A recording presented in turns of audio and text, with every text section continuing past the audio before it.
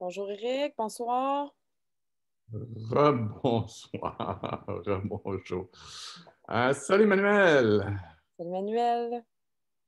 Ah, son son n'est pas encore Oh, arrivé. Manuel, tu nous entends? Oh, oh, on le voit en double. ouais. Tu as une double personnalité, Manuel, ou quoi? Non, j'essayais de. Là, je vous parle sur mon téléphone. Je voulais me connecter sur mon OK. téléphone aussi. Ben, écoute, c'est un plaisir de te rencontrer, finalement. On s'est parlé quelques fois, mais rencontrer, C'est un grand plaisir aussi. Merci encore pour cette opportunité. ben, c'est génial. On est bien content que tu sois là. J'ai hâte d'en apprendre encore plus. Moi, que ça fait 30 ans qu'il s'implique en environnement, ça fait 15 ans qu'on organise nos foires. Je pensais en savoir pas mal, puis toute la semaine, j'assistais à nos conférences, puis j'en apprends encore beaucoup. Fait que c'est super intéressant. Je suis bien content que tu sois là. C'est cool. Ouais. J'ai plus la chance Toi, de tout regarder. Est-ce qu'on va pouvoir avoir accès aux vidéos? oui, attends un petit peu, c'est ça que je voulais regarder. Oui, la vidéo, je vais me préparer tranquillement, pas vite, pendant qu'on se parle. Mhm. Puis quand tu es prêt, tu me le dis, on va partir la vidéo. Avant ça, on va te présenter et tout ça. Donc, Eric, je vais te suggérer d'arrêter l'enregistrement pour tout de suite. oui, c'est vrai, c'est une... Alors, bonjour tout le monde. Plutôt bonsoir et merci de vous être joints à nous pour parler une architecture régénérative avec Manuel R. Cisneros, un architecte chargé de conception chez Sidley Architecture. Donc, détenteur d'une maîtrise en architecture à l'Université McGill, Manuel travaille dans le domaine de l'architecture depuis 12 ans. Et il est accrédité comme professionnel lead depuis 2010. Il a rejoint l'équipe de Mira, ya comenzó. architecture en 2014. Acá Il está, travaille en ven. tant qu'architecte concepteur sur des projets mixtes résidentiels et commerciaux de différentes envergures. Certains de ces projets incluent le projet Zibibloc 2 et 3, l'hôtel Four Seasons et le projet multi-usage Espace Montmorency, visant le lead or. Rien de moins. Manuel s'intéresse à la grande responsabilité liée à la créativité et à l'impact du monde construit sur l'environnement. Il n'hésite pas à remettre en question les pratiques dépassées et fait la promotion de stratégies écologiques et durables sur chacun de ses projets. Il a récemment animé des conférences sur les thèmes de l'agriculture urbaine et l'architecture productive. Donc, Manuel va nous entretenir ce soir. Il va nous poser une question. Donc, pourquoi devrions-nous miser sur une architecture régénérative?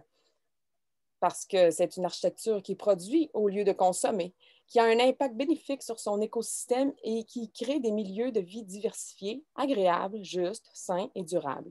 La présentation vise à exposer les principaux défis et les possibles solutions auxquelles fait face le milieu de la construction au Québec. Pour mieux expliquer les différents principes de conception durable, les études de cas seront présentées. L'espace Montmorency, un complexe à usage mixte à Laval et la proposition pour la tour de la Banque nationale, ainsi que la proposition du grand collisionneur pour les concours C40, réinventer les villes.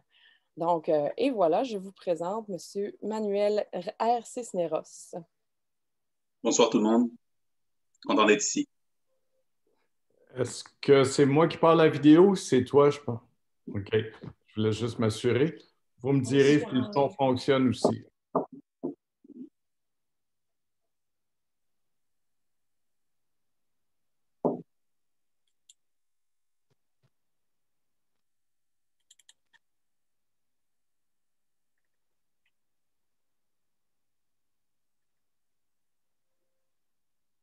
Et voilà. On a un problème de son, Eric.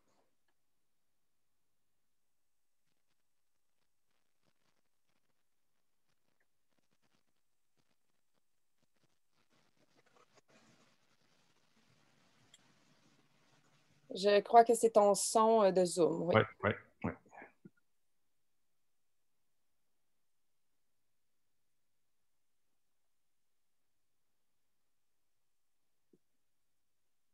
oui. telles que l'architecture écologique, bon? verte ou durable. Oui, c'est bon. Si l'architecture durable vise à réduire l'empreinte négative des bâtiments sur leur environnement, une architecture régénérative, elle, vise au contraire de produire un bâtiment qui a une empreinte positive sur l'environnement. J'emprunte ici la citation d'un certain Jacob Littman qui dit le suivant. L'architecture est régénérative lorsque le terme comprend plus que le bâtiment. L'architecture est l'endroit, le site, les systèmes, l'énergie, mais aussi la faune et la flore. La santé de l'écosystème est améliorée lorsque l'architecture produit plus qu'elle ne consomme en ayant une existence positive. À titre d'exemple et d'introduction, je vais vous montrer 2 photographies que j'ai prises dans les dernières années et qui illustrent bien 2 réalités complètement différentes. Vous allez voir l'impression que je m'en vais un peu loin avec ça, mais ne vous inquiétez pas, ça va faire du sens à la fin. Machu Picchu, 2014. Lors de ma dernière visite au Machu Picchu en 2014, j'ai analysé pour la première fois cette incroyable construction et merveille du génie civil avec un œil de jeune architecte. Comme plusieurs le savent, ce grand favori d'Instagram est une citadelle inca construite à 2400 mètres d'altitude sur le niveau de la mer, sur la cime d'une étroite montagne dans une zone sismique à l'entrée de la jungle tropicale amazonienne. L'exploit principal des ingénieurs incas a été leur manière de canaliser l'eau d'une montagne adjacente et de créer un système complexe de gestion des eaux de ruissellement et d'irrigation. La gestion de l'eau sur le site, voilà la véritable merveille de cette merveille du monde. Je pourrais vous en parler pendant plusieurs minutes, mais ce que je veux faire, c'est attirer votre attention sur la complémentarité des systèmes. Les blocs de pierre de plusieurs tonnes ont été extraits à même la montagne à force de bras. La topographie et des travaux complexes de remblayage ont permis de rendre le sol de tout le site plus perméable afin de laisser l'eau de pluie s'infiltrer et glisser sous la montagne.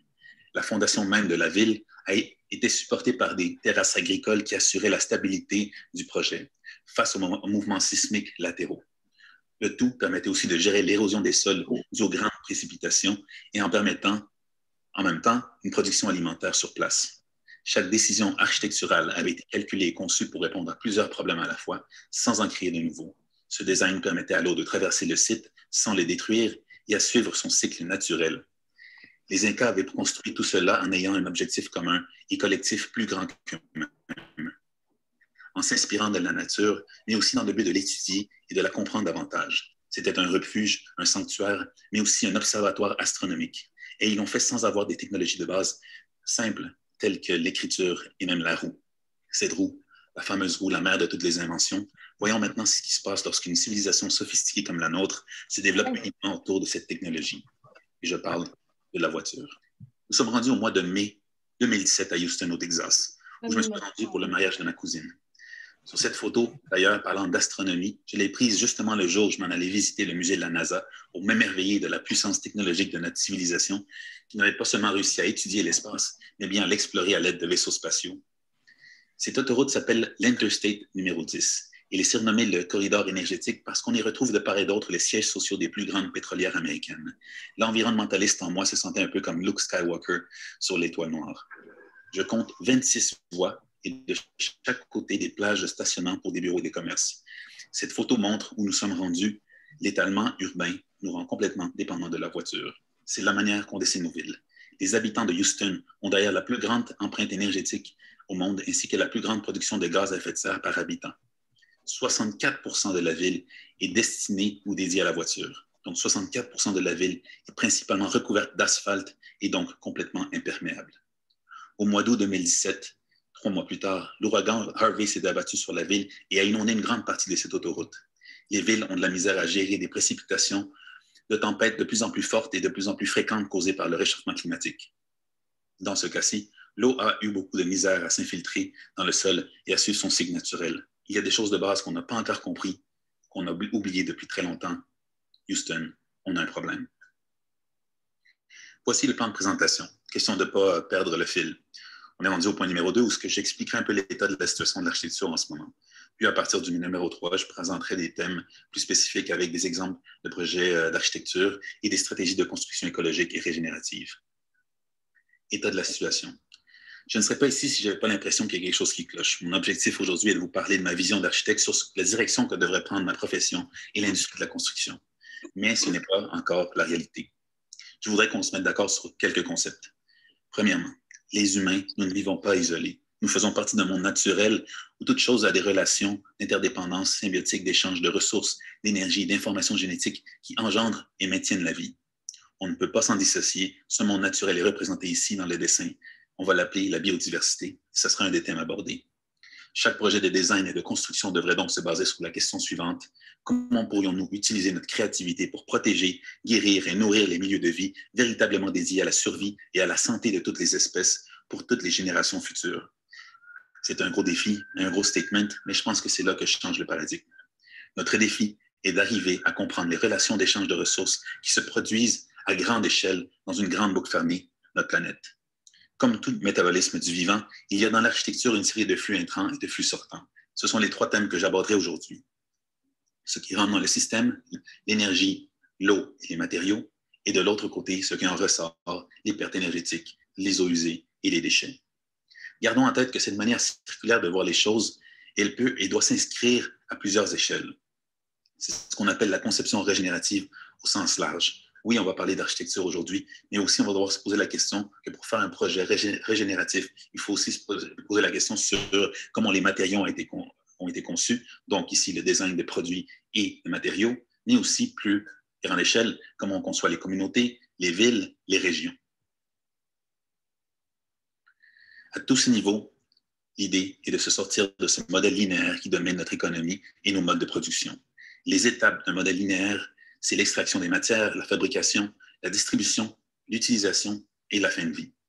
À la fin de vie, ce qui en résulte dans ce modèle, c'est la création de déchets. Ce qu'on veut alors, nous, c'est viser une approche circulaire où, à la fin de vie, les ressources sont revalorisées puis réinsérées dans la boucle dans le but de créer un cercle vertueux. J'utiliserai tantôt le terme d'analyse de cycle de vie, qui est une méthode qu'on utilise pour calculer l'impact environnemental des produits à chacune de ces étapes. Donc, le projet n'est pas seulement calculé à la fin, mais aussi on doit calculer l'empreinte de son extraction, de sa distribution, de sa fabrication, et il faut garder tout ça en tête. L'autre idée générale que j'aimerais qu'on garde en tête, c'est que finalement, l'architecture devrait devenir un processus circulaire visant à renforcer le lien entre l'homme et son environnement et de mettre cette relation au centre de nos décisions de design. J'y crois fermement. Partout dans le monde, mais malheureusement particulièrement au Québec, c'est très difficile de sortir du modèle actuel. En fait, pourquoi il n'y a pas plus de projets écologiques? Les raisons sont complexes et multiples. Je dirais qu'en gros, ce qui freine l'innovation verte au Québec, ce serait le fait qu'on a une abondance de ressources. On a beaucoup d'arbres, on a beaucoup d'énergie, on a beaucoup d'eau. On a des réglementations qui ne sont pas assez sévères, qui sont très vieilles, qui sont dépassées. On a des manques d'incitatifs aussi. On a un modèle financier qui permet de faire de l'argent en développement des terrains, mais qui ne prend pas en compte les externalités que je vais vous expliquer aujourd'hui. Puis enfin, il y a la résistance au changement d'une industrie qui est habituée à faire les choses de la même manière depuis longtemps, c'est-à-dire construire des bâtiments le moins cher possible. Aussi un bâtiment traditionnel. Vous voyez que dans l'ensemble des thèmes abordés, l'empreinte est négative. C'est-à-dire que les matériaux qu'on utilise vont devenir éventuellement des déchets. Il n'y a pas de biodiversité à part les quelques arbres que la ville nous demande de mettre sur le site. L'eau n'est pas récupérée, elle est dépolluée sur les toits et puis elle est flushée directement. L'énergie est dépensée de manière irresponsable avec des enveloppes de bâtiments qui ne sont pas assez performantes. Et finalement, la santé des usagers est impactée par tous ces éléments-là, spécialement celle des matériaux qu'on choisit pour faire des bâtiments et la mauvaise ventilation qu'on a sur les projets. Un bâtiment certifié écologique, malheureusement, son impact est souvent encore négatif. Les matériaux sont un peu moins mauvais, la biodiversité, on a mis quelques arbres de plus, on a peut-être mis un petit morceau de toit vert, on a mis une toiture blanche, on a placé un système mécanique plus performant, oui, mais on ne réutilise pas nécessairement toute l'eau de pluie. Et finalement, on se rend compte que notre bâtiment écologique, oui, est certifié, mais c'est sensiblement le même bâtiment avec quelques modifications. Lorsqu'on parle d'un bâtiment régénératif, en fait, ce qu'on voit ici, c'est un bâtiment dont la volumétrie a été conçue pour améliorer la ventilation naturelle, permettre au soleil de rentrer dans les espaces intérieurs et créer de l'éclairage naturel. On a des matériaux sûrement qui sont renouvelables, qui sont locaux et qui sont sains. On a rétabli tous les espaces verts qu'on avait enlevés lors de la construction. On les a remis sur les toitures et sur les murs. On a réutilisé l'eau de pluie. On la traite, si on peut, dans les paysages autour du bâtiment. On a une enveloppe qui est énergétiquement performante. Et enfin, justement, l'impact de tous ces éléments-là fait que la santé des usagers est beaucoup améliorée. Il faut maintenant replacer ces mêmes concepts-là à l'échelle de la ville et se poser les questions suivantes. Comment pourrions-nous non seulement repenser les bâtiments, mais bien la manière dont ils sont interreliés par leur échange de ressources et la manière dont ils pourraient supporter de manière solidaire et obligatoire les charges environnementales des villes pour créer des infrastructures partagées réellement vertes? Comment pourrions-nous modifier les lois et le zonage pour renforcer une économie de partage et de fonctionnalité des espaces, favorisant une mixité d'usage, la densité et la proximité des communautés et ainsi se libérer de notre dépendance à l'automobile? La solution réside dans une plus grande densité des villes. La densité sera un des autres thèmes que nous allons aborder aujourd'hui.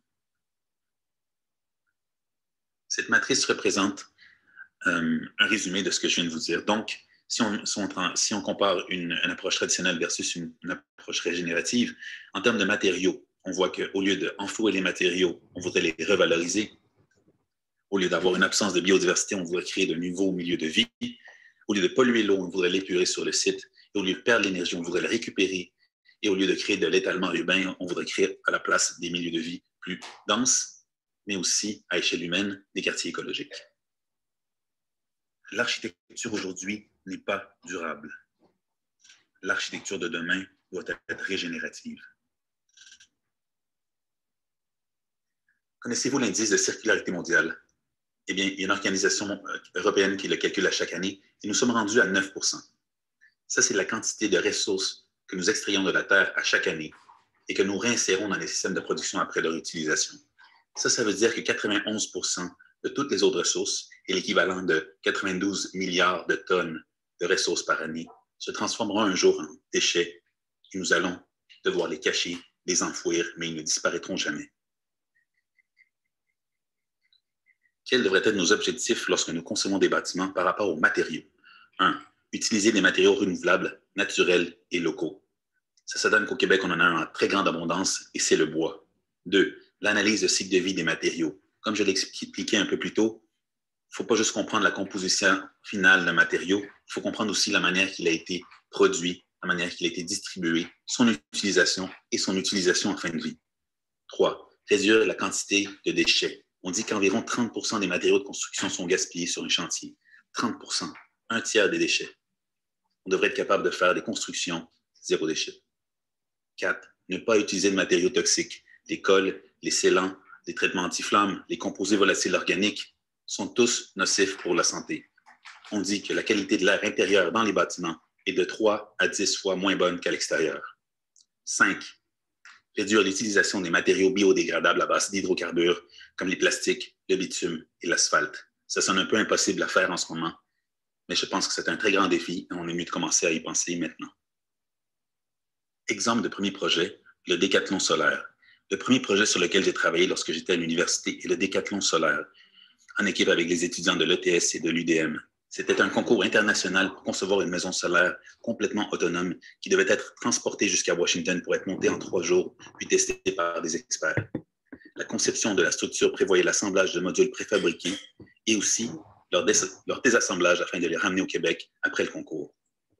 On y voit ici quand même un ensemble de stratégies vertes, telles que les murs verts, tels que les panneaux photovoltaïques, les panneaux solaires thermiques, et aussi on voit un isolant transparent qu'on avait utilisé au centre de la maison. Ici, on la voit qu'elle a été montée au parc Jean-Drapeau, à côté de la biosphère quelques années plus tard. Mon premier stage comme architecte s'est déroulé à Shanghai, en Chine, pour la firme A00 Architecture. La firme était en charge de la supervision de la construction de cette maison écologique construite en terre, la terre même excavée pour construire la maison. On ne peut pas avoir de matériaux plus local que ça. Une technique ancestrale qui avait été revisitée et modernisée par une compagnie de Vancouver. On avait aussi conçu la maison de service, la maison du gardien, comme un prototype avant de faire la vraie. Je ne sais pas pour vous, moi je ne dirais pas non à une maison comme ça. C'était devenu un endroit aussi que des étudiants visitaient pour venir comprendre des stratégies environnementales. On voit ici le toit de débordement pour contrôler le soleil et aussi la toiture végétalisée. On avait fait d'autres prototypes tels que ce bar à vin qui en fait est mon premier projet de design construit dans ma carrière. Sur cette photo, on voit Rafer Wallace, un ami et mentor qui, suite à ça, est devenu un expert mondial des matériaux écologiques et de la qualité de l'air dans les espaces intérieurs.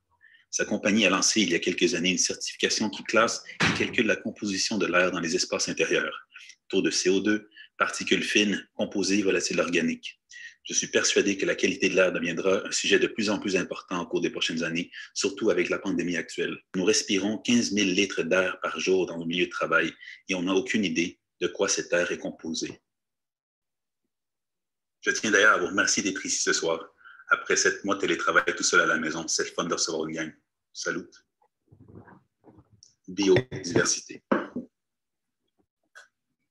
Lorsqu'on regarde des photos aériennes de la ville, on constate que de 50 à 60 % de la ville, de la superficie de la ville, est dédiée à l'automobile. Selon cette photo de mon quartier, la Petite Patrie, on pourrait estimer qu'à peu près l'autre 50 % de la ville sont des toitures plates et vides qui ne servent à rien. Des centaines de kilomètres carrés d'asphalte et de bitume qui se décomposent au soleil et polluent l'eau de pluie. Au Québec, voici la manière dont on aménage et on utilise les endroits qui ont le plus de soleil et les plus belles vues dans le bâtiment. Comme je dis depuis tantôt, une ville en santé est une ville verte. Comment pourrions-nous alors remplacer tout ce gaspillage d'espace? Il existe une technologie vraiment développée qui réussit à produire de l'oxygène, emmagasiner le carbone, capter l'azote, distiller l'eau, purifier l'air, mais aussi créer des sucres et des nutriments complexes, créer des habitats pour des espèces, tempérer le climat, prévenir l'érosion des sols et en plus, ça change de couleur puis ça se reproduit tout seul en utilisant l'énergie solaire. Eh bien ça, la végétation et les arbres, c'est probablement le meilleur outil qu'on a pour rendre nos projets beaucoup plus résilients, régénératifs.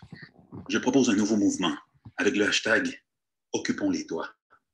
Je pense aussi à d'autres hashtags du type « Verdis-toi » ou « Réveille-toi » qui pourraient nous aider à mener une nouvelle révolution du verdissement urbain.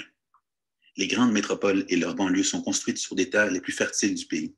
Considérant les questionnements actuels sur l'insécurité et notre autonomie alimentaire, comment pourrions-nous réintégrer les systèmes de production alimentaire et de gestion des matières organiques résiduelles au sein d'une architecture régénérative qui produit des aliments locaux, sains et sobres en carbone? Les stratégies. Assurer la plantation d'arbres en terre pleine et pas sur une dalle de stationnement. Un sol en santé est un sol rempli de biodiversité qui devient pour cette raison un grand capteur de carbone. 2. Créer des concepts d'aménagement autour des bâtiments remplis d'espèces indigènes et diversifiées. On ne parle pas ici d'avoir des arbres aux 10 mètres comme demande parfois la ville, mais plutôt de proposer des véritables mini-forêts urbaines et des corridors écologiques qui traversent la ville. 3. Verdir les toits, comme j'ai dit tantôt, hashtag occupons les toits. 4. Proposer des plans d'agriculture urbaine et utiliser des espèces comestibles comme des arbres fruitiers. Voici le premier projet sur lequel j'ai travaillé quand je suis arrivé chez City Architecture. J'y travaille depuis 2014 et j'y suis encore architecte chargé de conception et des stratégies durables. Mes collègues ont proposé, dès le début du projet, de créer un parc en terre pleine sur la moitié du terrain appartenant aux clients. L'autre moitié était dédiée à la construction d'un grand campus de travail. Donc, la moitié du terrain est un parc dédié aux loisirs, plein air et aux espèces animales. On le sent dans l'image, l'intéressante cohabitation et le dialogue entre les espaces naturels et les espaces construits. Le bois envahit littéralement le bâtiment. Sur cette image, on voit le contraste entre le parc et l'autoroute 40.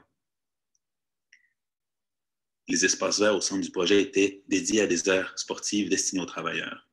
Mais le reste du parc était accessible au public. Des sentiers permettaient de faire de la randonnée, de la course à pied, du vélo, et des espaces étaient dédiés pour l'agriculture.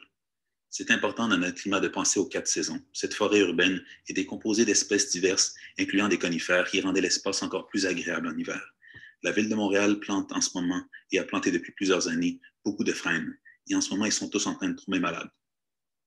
Voilà l'importance de la biodiversité. Côté architectural, des brises-soleil contrôlent efficacement les gains solaires du bâtiment. Cette géométrie très pratique donne aussi sa signature architecturale. L'eau. Tout le monde connaît cette image. C'est le cycle naturel de l'eau. On la connaît, mais on ne la comprend pas vraiment. Dans mon milieu, j'ai souvent eu des discussions avec des ingénieurs civils et des architectes de paysage qui ne proposaient pas des solutions pour bien gérer naturellement les eaux de pluie. L'eau de pluie suit un cycle éternel qui est toujours le même, et elle permet la vie. L'eau de pluie devrait être utilisée pour irriguer, pour nourrir les plantes, s'infiltrer pour atteindre la nappe phréatique, puis atteindre éventuellement les cours d'eau. Dans ce processus, notre objectif devrait être de la polluer le moins possible. Dans plusieurs endroits de la ville, les drains pluviaux et les égouts s'en vont tous à la même place lorsqu'il y a des grandes pluies, c'est-à-dire directement dans le fleuve. Au mois de février de cette année, Un article décrivait le Saint-Laurent comme un des cours d'eau les plus pollués au monde en termes de microplastiques. Je pense que notre mauvaise gestion des eaux de pluie est une des causes. Les objectifs pour la gestion de l'eau. 1.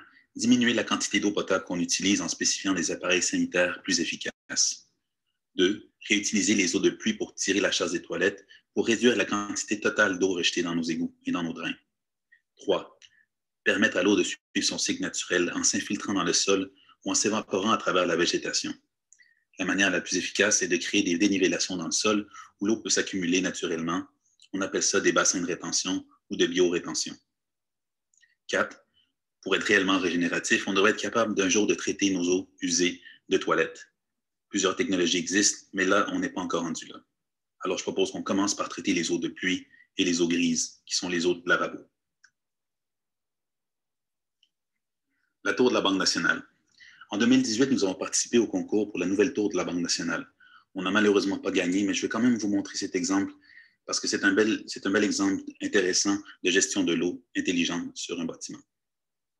On parle ici d'un nouveau gratte-ciel pour une institution montréalaise, un élément fort en symbolique qui devait adresser les réalités et les défis auxquels fait face la société actuellement. On voulait faire le plus haut bâtiment écologique à Montréal. Et on s'est dit qu'on ne pouvait pas faire une autre tour en verre comme les autres, qu'on devait essayer de repenser la manière dont elle s'assoyait dans la rue en respectant l'échelle humaine et la manière dont elle s'enracinait dans son contexte naturel.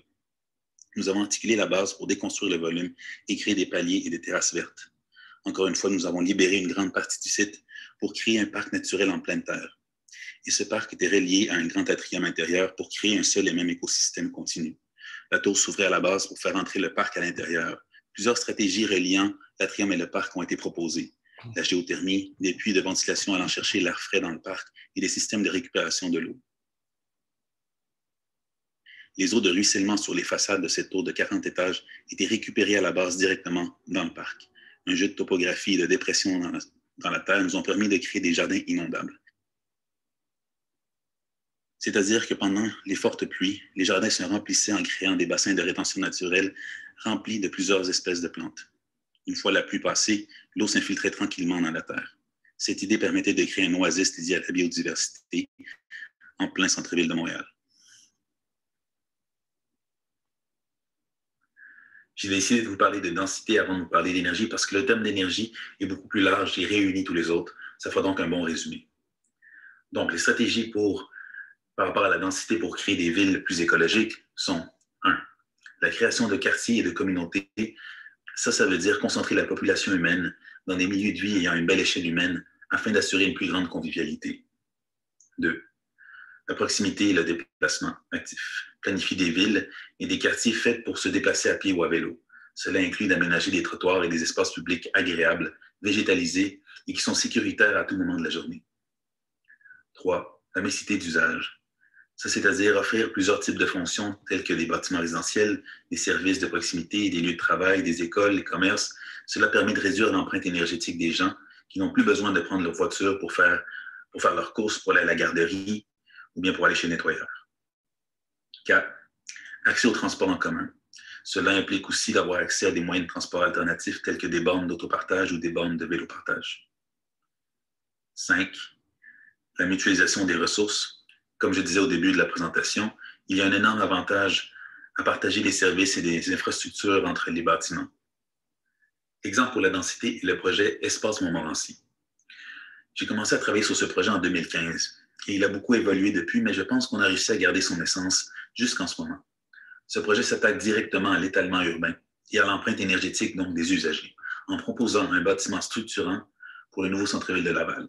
L'idée est de prendre les composantes d'un quartier développé à l'horizontale et de les superposer à la verticale pour créer un quartier ou un petit village en 3 dimensions. La manière dont les blocs sont superposés et disposés sur le site permet au soleil d'atteindre la cour intérieure. Ici, on voit sur cette image les différents usages du projet.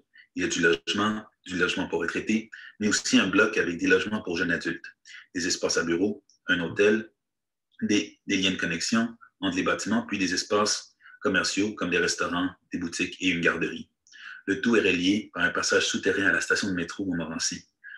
Donc, tous les gens qui y habitent n'ont pas besoin de sortir dehors. Ils pourraient se rendre, s'ils voulaient, au centre-ville de Montréal en hiver pour aller magasiner puis revenir chez eux sans jamais avoir eu besoin de manteau. Ensuite, tantôt quand je parlais de mutualisation des espaces, le meilleur exemple, c'est la création d'une boucle énergétique. Vous allez me dire, mais qu'est-ce que c'est? Eh bien, c'est simplement de connecter tous les bâtiments à des salles mécaniques communes. Voici un dessin d'ingénieur que j'ai essayé de simplifier. En connectant tous les bâtiments, on diminue énormément le gaspillage. Toute l'énergie excédentaire est réutilisée. Par exemple, le matin, quand tous les gens de l'hôtel prennent leur douche en même temps, l'énergie de cette eau chaude est récupérée dans une salle mécanique et cette chaleur peut être réutilisée pour chauffer les espaces à bureau. C'est simple finalement. C'est du gros bon sens. Ça permet de réduire notre consommation énergétique. On paye moins cher d'électricité et en plus, il y a moins de salles mécaniques. Donc, il y a une grande économie de coûts de construction en début de projet. Tous les clients adorent ça quand on leur dit réduction de coûts de construction. Alors, tout le monde gagne. Notre idée initiale était de proposer des toitures communes pour tout le projet. En superposant des blocs, on se retrouve à toujours regarder le toit de son voisin. Donc, on voulait les aménager et les verdir le plus possible. On a proposé un ensemble de toitures avec différents espaces, des espaces sportifs, des espaces pour chiller, des espaces, bien sûr, pour produire des aliments. Pour essayer de séduire notre client, on a proposé ce concept d'économie circulaire de production alimentaire et de production de miel. Les déchets alimentaires, donc les déchets de table des habitants, étaient compostés, puis ce compost servait à faire pousser des légumes. Puis une compagnie agricole urbaine revendait les légumes aux restaurateurs du rez-de-chaussée qui, finalement, servaient de bons repas aux habitants du projet. Une boucle. Finalement, le client nous a coupé pas mal toutes nos idées. Il nous a ramenés à la réalité, comme d'habitude. La mission d'un développeur immobilier, ce n'est pas de gérer une ferme urbaine. Sa mission, c'est de vendre des condos. Voilà le problème. Mais on a réussi à garder quand même 12 000 pieds carrés de jardins potagers sur les toits cultivés par les habitants. L'idée des chèvres pour entretenir les toits n'a pas non plus survécu. Voici des images finales du concept, tel qu'il sera construit au cours des 2 prochaines années. La première, c'est sur la rue René-Lévesque, puis celle-ci, la deuxième, à la sortie du métro Montmorency. Quelques images de construction, parce que c'est, pas si vous avez remarqué, mais c'est le seul projet de toute la gang qui se construit en vrai. C'est un chantier très complexe de 1,4 million de pieds carrés. J'en profite pour faire un shout-out à mon ami Bruno. Ça fait plus de 3 ans que tu gères le projet et je ne sais pas comment tu arrives à garder ton sourire et ta bonne humeur. Énergie et carboneutralité. En 2019, les scientifiques de la GIEC ont produit un nouveau rapport qui propose de diminuer d'ici 2030 nos émissions de gaz à effet de serre de 45 % par rapport au niveau de 2010. Les objectifs que s'est donné le gouvernement québécois sont beaucoup moins ambitieux et même là, il n'y a pas de réel plan pour les atteindre. Ils ont déjà raté les objectifs de 2020 en passant et ils n'ont rien dit à personne. Une nouvelle loi sur l'économie d'énergie est entrée en vigueur au mois de juin cette année, après 30 ans d'attente. Cette nouvelle loi ne nous permettra pas d'atteindre les objectifs, loin de là. Les objectifs des scientifiques de la GIEC visent d'ailleurs à ralentir le réchauffement planétaire pour ne pas dépasser les 1,5 degrés Celsius d'ici 2030. Ça, c'est dans 10 ans. Au-delà de cette température, les conséquences seront irréversibles pour la planète. Et ce n'est pas directement la chaleur ou les pandémies ou la montée des eaux ou les catastrophes naturelles qui affecteront le plus notre espèce du premier coup, mais bien l'impact cumulatif de toutes ces choses sur l'accélération de la dégradation, de l'effondrement de la biodiversité sur la planète. Tout est relié, comme je dis depuis le début. Les objectifs en énergie sont l'énergie d'opération, donc viser la sobriété énergétique. Les bâtiments doivent être mieux isolés pour garder leur énergie à l'intérieur le plus longtemps possible. Simple, et il y a plusieurs manières d'y arriver.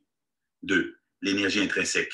Comme je l'ai expliqué dans les matériaux, il faut choisir les matériaux dont la fabrication, le transport dépense moins d'énergie. Donc, l'exemple que je donne tout le temps ici, c'est le bois. 3. L'énergie des éléments. Il faut concevoir des bâtiments qui maximisent leur utilisation d'énergie existante sur place. On a la chance d'avoir une source inépuisable d'énergie disponible gratuitement partout, en tout temps. L'énergie solaire, l'énergie du vent et l'énergie du sol. Utilisons-les. 4. Énergie liée à l'alimentation. Produisons des aliments sur nos bâtiments. Point. 5.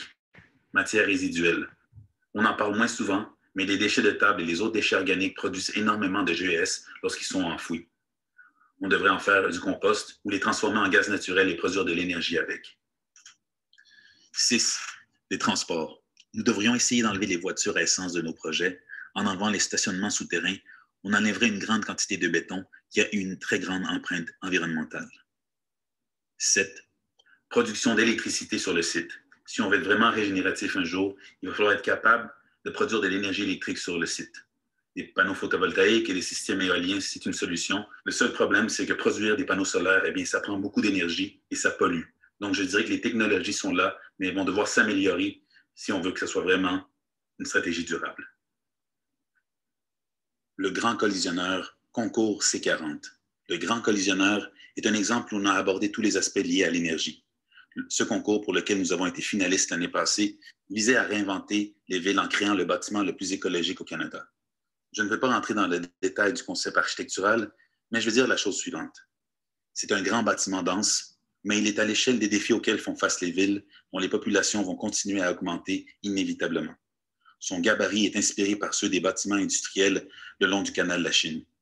Il a été conçu, lui aussi, pour traverser le temps et changer de vocation si nécessaire au cours de son cycle de vie. Les dimensions de la trame structurale permettent de faire autant des habitations que des espaces à bureaux que des espaces commerciaux. Le point le plus important du projet est le fait qu'on a créé une communauté à partir de laquelle nous avons créé un bâtiment. Nous avons consulté la population, fait des charrettes de design avec des étudiants, échangé avec des acteurs communautaires. Nous avons fait des ateliers de conception intégrés avec des professionnels experts et avec les futurs utilisateurs de l'endroit. Cette image montre la mixité d'usages et la communauté qui y habite. Les différentes couleurs représentent les différents usages. Le Y des femmes et l'ETS étaient les principaux occupants de l'espace.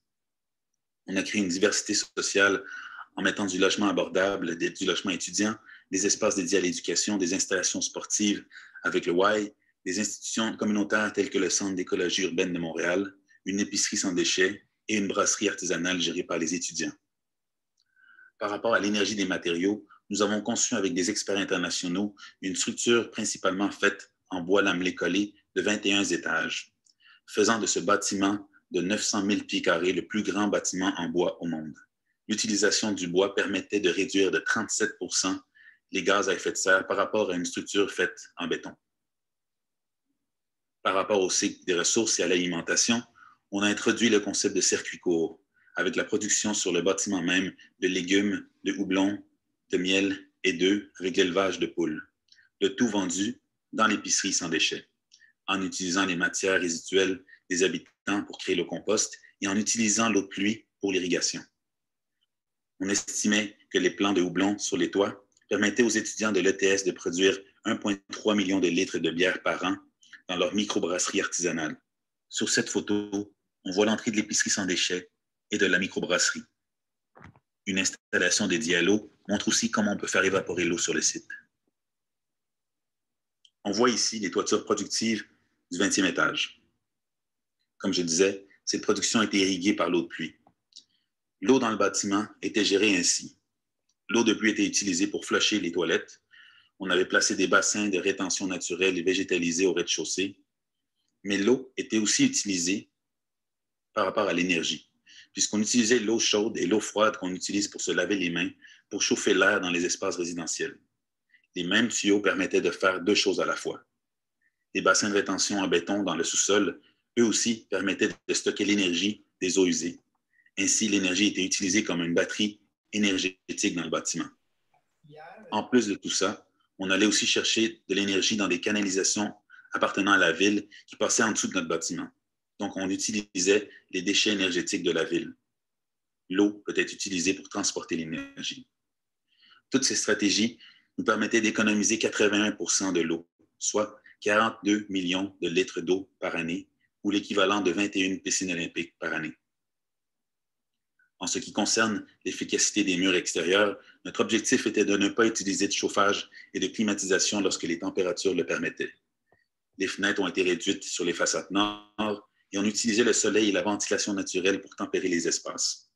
Les grands atriums, les poumons du projet, permettaient aussi de purifier l'air et de le tempérer. En été, les portes s'ouvraient pour créer des grands courants d'air à travers ces jardins intérieurs. Voici tous les systèmes mécaniques. Je vous épargne les détails, c'est un peu compliqué, mais j'ai eu particulièrement du plaisir à représenter tout ça en 3 dimensions avec l'aide de mes amis ingénieurs qui eux aussi ont tripé de voir ça de cette manière-là. On peut dire qu'on ne concevra plus les bâtiments de la même manière parce que maintenant on comprend mieux comment l'énergie se déplace dans le bâtiment et on comprend aussi comment trouver des manières de la récupérer avant qu'elle ne s'échappe. J'attire l'attention sur les panneaux solaires sur le toit. On produisait 16% de notre énergie avec ces panneaux solaires. Des voitures électriques en autopartage permettaient d'accumuler l'électricité au sous-sol. Elles étaient les batteries du bâtiment en cas de panne électrique. Ces voitures permettaient aussi d'annuler complètement les stationnements de voitures à essence. En enlevant 150 cases de voitures, on économisait l'équivalent de 236 tonnes de gaz à effet de serre par an. Tout ceci nous a permis de réduire de 75% notre consommation énergétique. Et vu qu'on utilise de l'hydroélectricité au Québec, qui ne produit pas beaucoup de gaz à effet de serre, on était capable de réduire notre production de gaz à effet de serre totale de 99%. Le 1% était compensé pour nous donner un bâtiment zéro carbone. Grâce à l'hydroélectricité, c'est plus facile pour les Québécois d'atteindre la carboneutralité. On devrait être des leaders mondiaux dans le domaine. Malheureusement, on est un des endroits au monde qui consomme le plus d'énergie. Cette image montre l'entrée du bâtiment. On faisait la commémoration d'un ancien moulin avec une grande ouverture dans cette salle événementielle. On voit aussi la présence de sapins et de conifères qui contrôlaient les courants d'air et les bruits provenant de l'autoroute située à proximité. Puis finalement, une vue du jardin à l'intérieur, l'endroit pour socialiser. C'est aussi dans cet atrium qu'on faisait... Puis finalement, une vue des jardins intérieurs, l'endroit pour socialiser. C'est aussi dans ces atriums qu'on cultivait les pousses avant de les planter sur le toit. La présence de la structure en bois rend l'espace extrêmement chaleureux. C'est ainsi que se terminent les exemples. Maintenant, passons à la conclusion. Conclusion. Bon, je sais que j'ai beaucoup parlé ce soir, mais je vais boucler la boucle de la manière suivante. Un ami ingénieur m'a déjà dit, construire un bâtiment régénératif, c'est aussi compliqué que construire un vaisseau spatial. Pourtant, nous habitons sur le plus grand et le plus beau vaisseau spatial qu'il existe. Si les Incas ont réussi à construire un sanctuaire éternel sur les nuages et que nous avons réussi à mettre un homme sur la Lune, c'est parce que nous avons décidé de réunir nos forces et de travailler ensemble sur un projet plus grand que nous-mêmes. Mettons donc en marche ce projet commun de créer des milieux de vie dédiés à toutes les espèces, des milieux de vie agréables, sains, justes et durables. Nous allons réussir à faire face à la crise climatique et à changer l'industrie seulement si nous sommes capables de rassembler nos voix et de créer un front commun capable d'inspirer la population et de mobiliser les politiciens. Nous pourrons ainsi guider nos ambitions et nos aspirations collectives vers l'activation de la transition écologique. Maintenant, je vais partager avec vous une citation d'une certaine Gabriela Gomez que mon père m'a envoyée hier soir. Et cette citation dit la chose suivante. Il ne faut pas envisager la ville comme un habitat du corps humain uniquement, mais aussi de l'imagination humaine. Plus nous renforcerons notre capacité à imaginer des avenirs différents, mieux nous nous porterons. Merci beaucoup à tous d'avoir été là ce soir. Je tiens aussi à remercier mon équipe chez Sidley Architecture avec qui j'ai travaillé sur ces beaux projets. Je laisse ici mon nom, mes coordonnées. Vous avez juste à me googler, me trouver sur LinkedIn si vous avez des questions. N'hésitez pas, maintenant je vais répondre à vos questions en live. Merci beaucoup et bonne soirée. À la prochaine.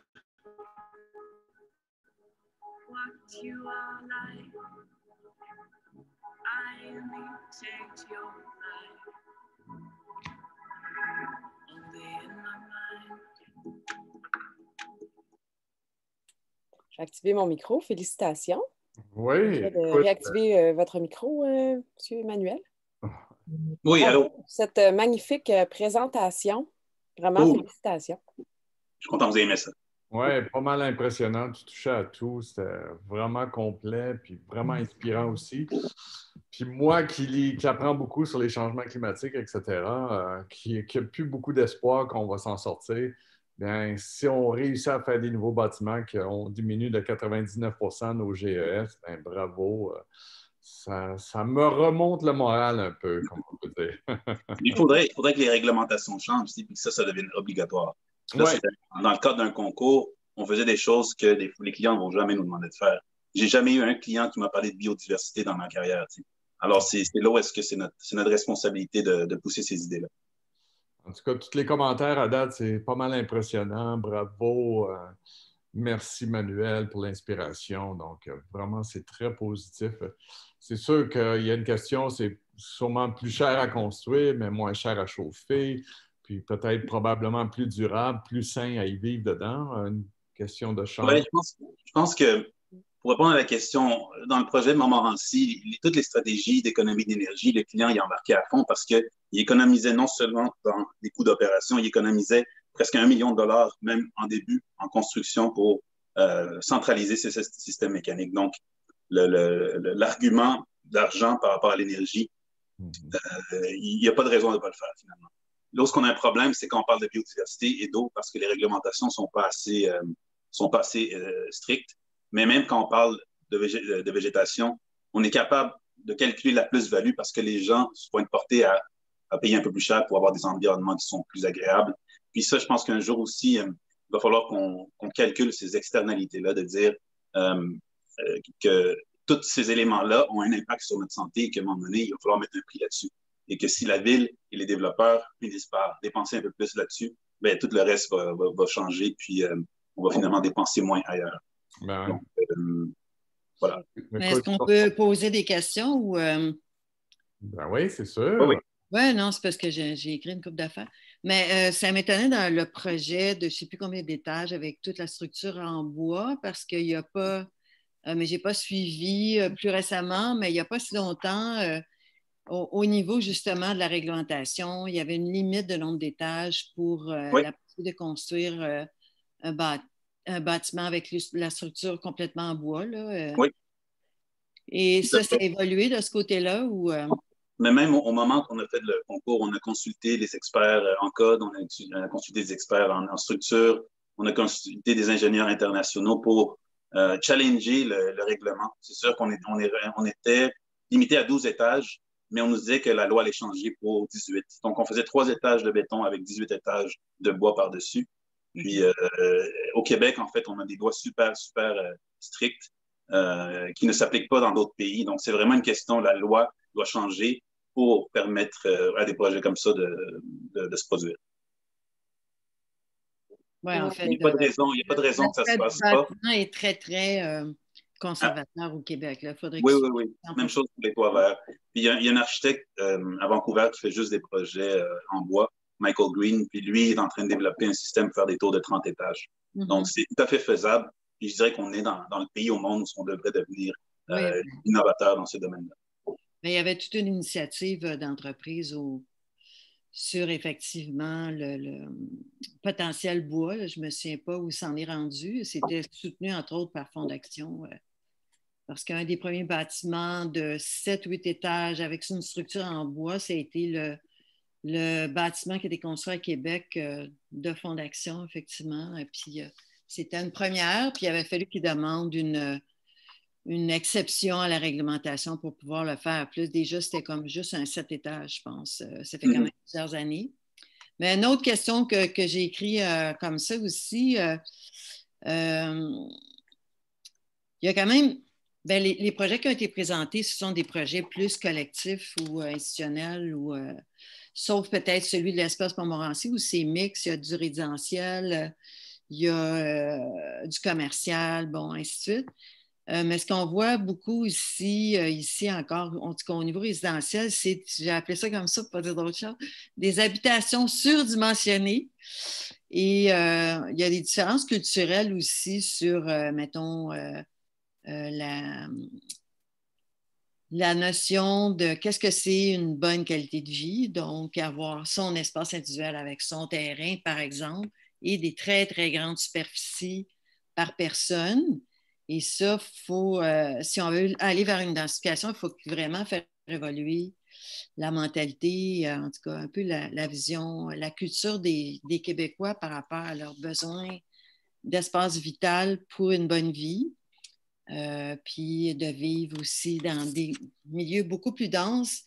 Et puis, ça, je ne sais pas là-dessus si dans les milieux où, c'est sûr, si vous travaillez avec des clients, donc comme firme d'architectes, mais est-ce qu'on voit une tendance vers autre chose ou pas encore beaucoup de construction de ce type-là, là, malheureusement? Non, je pense que la tendance Je pense que la tendance s'en vient. On a dernièrement travaillé avec un organisme qui s'appelle Village Urbain, qui essaie de développer le concept de cohabitation. Fait que là, moi, je pense que la solution à ce problème-là arrive par là, où est-ce on va être capable de proposer une alternative, une aspiration, où est-ce qu'on fait la promotion d'une communauté, d'une collectivité qui partage des ressources. Puis c'est là où est-ce qu'on dit, finalement, l'étalement urbain, il y a aussi une question d'isolement, aussi une question de perte de communauté. Et si on était capable de proposer des projets qui sont à la fois conçus pour cohabiter entre générations, entre types de ménages, entre types d'ethnie ou de culture et tout, ben on arriverait à se rapprocher, puis qu'on était capable de montrer la plus-value que ça donne dans un mode de vie, d'avoir des espaces partagés, des cuisines collectives, des espaces pour les enfants, on peut jouer ensemble. Tout ça, ça changerait peut-être un petit peu. On pourrait donner une aspiration nouvelle à ce qu'est un mode de vie. Mais c'est sûr que le but de la présentation, c'était aussi de dire on ne peut pas juste faire des bâtiments plus écologiques en mettant de la technologie dessus. T'sais, il faut, comprendre les éléments naturels autour du bâtiment, mais aussi il faut comprendre à vivre autrement et vivre ensemble aussi pour créer des villages ou des villes plus denses, plus humaines aussi. Oui, là, c'est au-delà de bâtiment par bâtiment, c'est un ensemble. Là. Puis je pense que l'approche, on parle d'architecture régénératrice, mais dans le fond, moi, je suis urbaniste de formation, donc c'est de l'urbanisme et de l'aménagement aussi qui tient compte de toutes ces considérations-là. C'est un tout qui doit être pensé ensemble aussi, globalement. Oui, et c'est pour ça que je suis ici ce soir aussi, c'est parce que j'ai envie de partager ces idées-là avec le public, puis créer un échange aussi, est-ce qu'on peut avoir une discussion sur c'est quoi justement que les gens veulent, c'est quoi à quoi ils aspirent, puis qu'on puisse commencer à travailler avec tout ça, parce que sinon, nous, dans notre bureau, on a plein de bonnes idées, puis finalement, c'est pas juste le bâtiment, c'est aussi la culture, comme vous l'avez dit, c'est la manière qu'on conçoit notre manière de vivre. Oui, mais ça évolue beaucoup, effectivement. Exact. Merci beaucoup, c'est une très, très belle présentation. Oui, pas mal. À travers, quand même, nous autres, ça fait 15 ans qu'on existe. On a passé 800 conférenciers en 15 ans. Mais on a eu souvent beaucoup de gens qui parlaient d'architecture verte, etc. Il y avait le Green Living Challenge, il y a les North Planet One, LEED Platine, etc. Comment s'y retrouver dans toutes ces normes différentes-là? Puis c'est quoi la différence entre une norme de construction plus qu'une autre? Puis je pense que tu en présentais une aussi, j'ai oublié le nom là, dans ta présentation. Là. C'est drôle parce que j'avais fait une slide qui montrait toutes les certifications dans un tableau, puis je les avais classifiées, puis j'ai enlevé juste avant de le présenter. Parce que je trouvais que je parlais trop, puis je parlais trop vite, puis je l'ai enlevé parce qu'il y avait trop d'informations. Mais en fait, la seule certification qui vise un zéro, un impact neutre ou positif, ça s'appelle le Living Building Challenge. Puis ça, il y a très peu de bâtiments au monde qui sont faits de même. Il y en a de plus en plus. Je pense qu'il y en a à peu près 6 ou 7 au Canada. Puis je dirais que c'est ça qu'il faut viser. Sinon, on a LEED, WELL, qui sont un peu la base de dire on fait ça un peu plus responsable. On a zéro carbone, on dit on réduit au maximum notre carbone, mais ça, c'est toujours carbone d'opération et pas encore le carbone intrinsèque des matériaux. Puis après, il y a RELI, qui est une certification pour la résilience. Fait qu'ils vont parler d'agriculture urbaine et tout ça. Puis finalement, en haut, il y a le Building Challenge, qui est une certification encore un peu plus. Mais on est vraiment très loin d'arriver à ce niveau-là de régénératif. OK. Je pense que dans le Living Building Challenge, il y a aussi des considérations plus sociales de qualité. J'ai vu des présentations là-dessus. Ce n'est pas toutes les certifications qui englobent des éléments qui concernent aussi l'humain, le vécu humain dans tout ça aussi. Hein. Et au-delà de dire, alors c'est efficace au niveau énergétique, la mécanique, etc., c'est aussi l'humain dans tout ça, les espaces communs.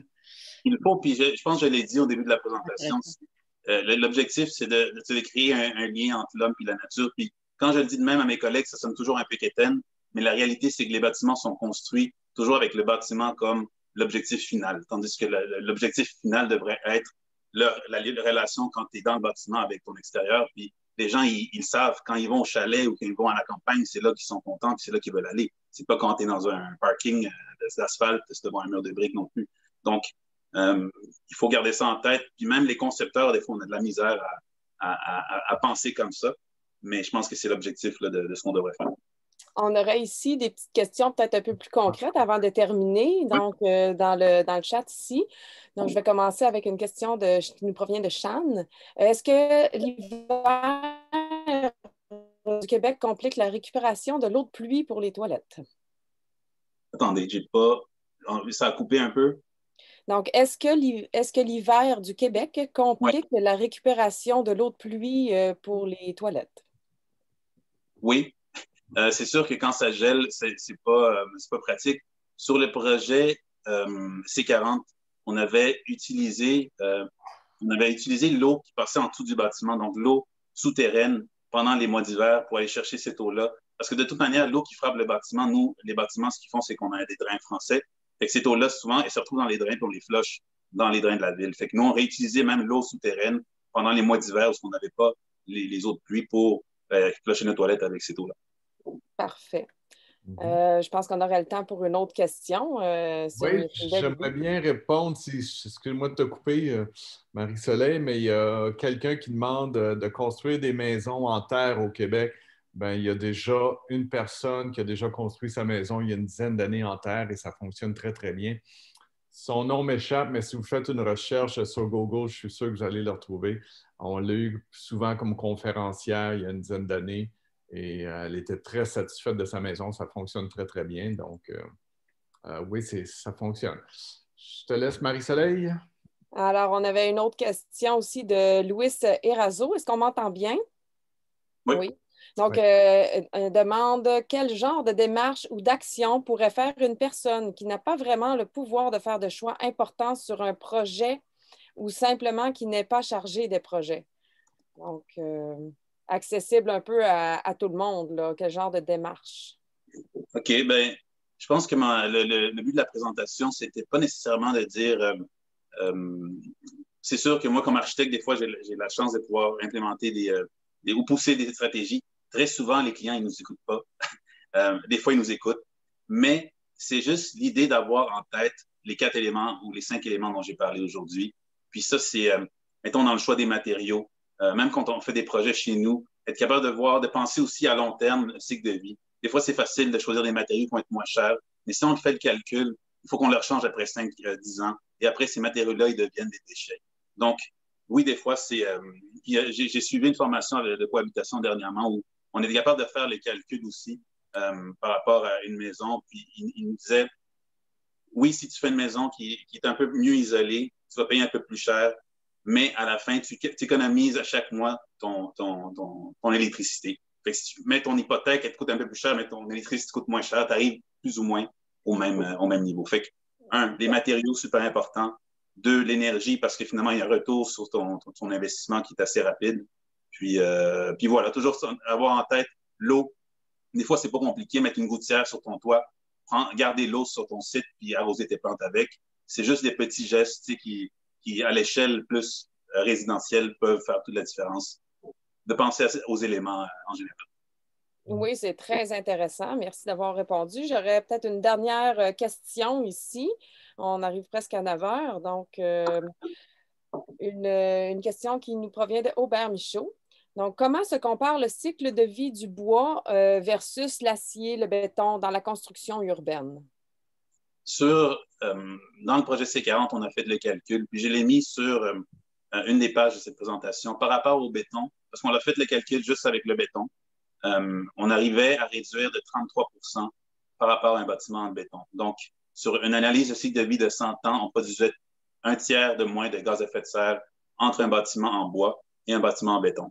Mais le 1/3 considère aussi toute l'enveloppe qui, elle aussi, produit énormément de gaz à effet de serre. Donc, je dirais, si on parlait juste d'un projet de bois versus béton, le bois est beaucoup moins, il produit beaucoup moins de gaz à effet de serre. Mais il faut aussi garder en compte que le bois est un capteur de carbone. Tu sais, le bois, c'est du carbone qui s'est matérialisé. Donc, tout ce carbone-là, il est dans le bâtiment et il n'est pas rejeté dans l'atmosphère. Donc, ça, c'est un point.